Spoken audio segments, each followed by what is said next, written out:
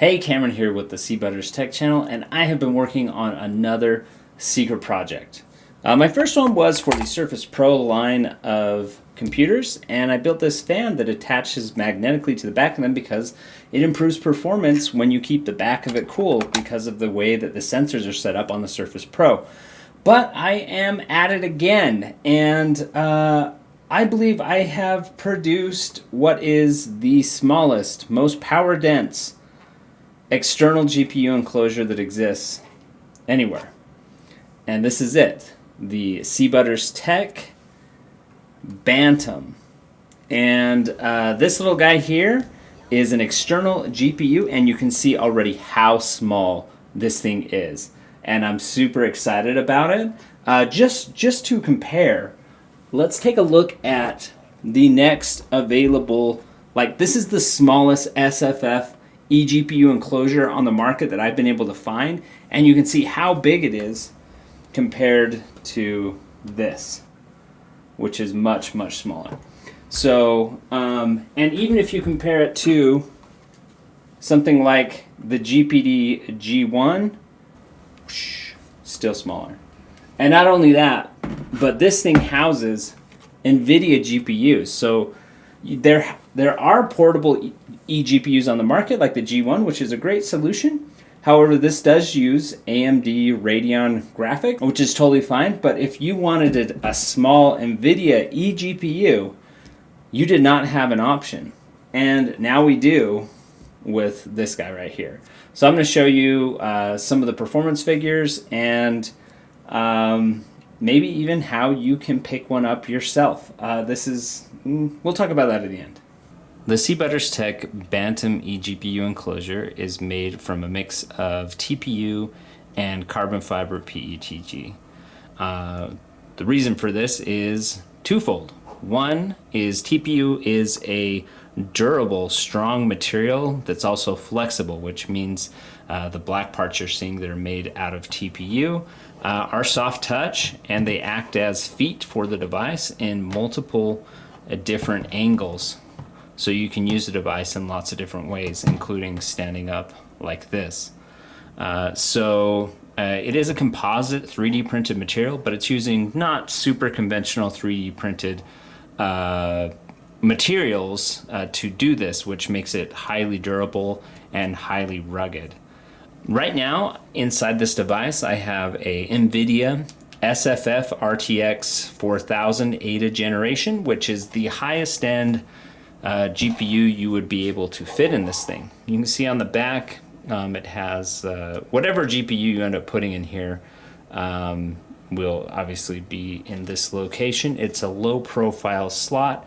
It only accepts cards that are PCIe only, which means you're limited to the RTX 4000 SFF Ada generation, the new RTX 2000 SFF Ada generation that has 16 gigabytes of RAM. This one has 20 gigabytes of RAM.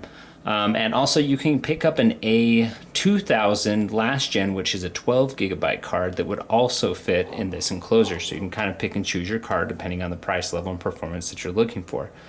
Then on the back side, you can see how small this thing is. You have a USB 4 port that does provide power delivery up to 85 watts. And then a second Thunderbolt port. If you don't want to power using power delivery, you can, charge your notebook with its normal AC adapter. And this device does take a Lenovo style ThinkPad thin tip AC adapter. Now I recommend, if you're planning on powering something like a Surface Pro or a thin and light Ultrabook, using this with power delivery, that you get a 170 watt AC adapter. But anyways, that's enough of this. Again, this device that we're going to be looking at, the performance, is RTX 4000, and it does connect over USB 4 Thunderbolt. And let's take a look at that performance. So of course, first the obligatory time spy. You can see that the graphics score was 10755. And the CPU score is not great, but that's because we're on a Surface Pro 10, which doesn't have the strongest CPU score in general. But that GPU score of 10755 is about 12% faster than what we saw with the GPD G1. If we talk Final Fantasy 15 benchmark, This particular eGPU got a score of 13508, and that compares to a 27% increase over the GPD G1 with its 7600 MXT. So really big jump in performance here. The most powerful small eGPU. So if you really wanted to couch like what performance can I get us? How does this compare to standard cards? Well, I'll show you where it fits in right here. So here it is on the Surface Pro 10 right here, and you can see that it puts it up there with, I mean, it's fat. It was right around the same range as my 4060 Ti eGPU with 16 gigabytes of RAM.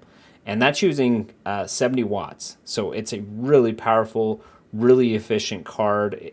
In terms of how it compares to mobile chips, I had the XG Mobile 3070.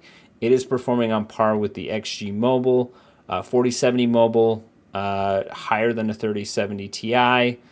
So yeah, it's right around between a 4060 and 4060 Ti in performance, but you got 20 gigabytes of RAM as well with this.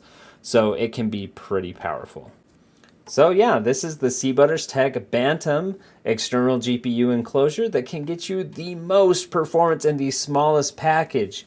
There are some other small eGPUs out there, but none of them support a full desktop SFF LP GPU, nor are any of them NVIDIA. They're all kind of AMD 7600 MXT solutions.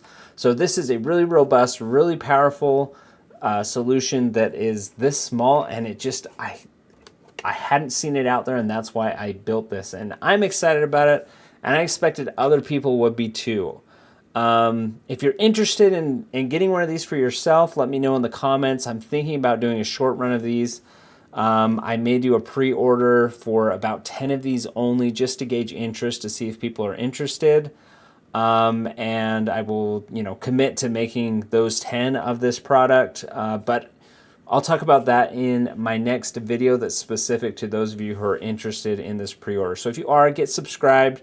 Message me in the comments if you're interested. The more people that seem interested, the more I'll actually be willing to kind of put it together, because it's a boutique thing. But we'll talk about that more. But hope you enjoyed this look at this really cool tech, one-of-a-kind external GPU that blows everything else this size out of the water. So thanks for watching, and we'll see you on the next one.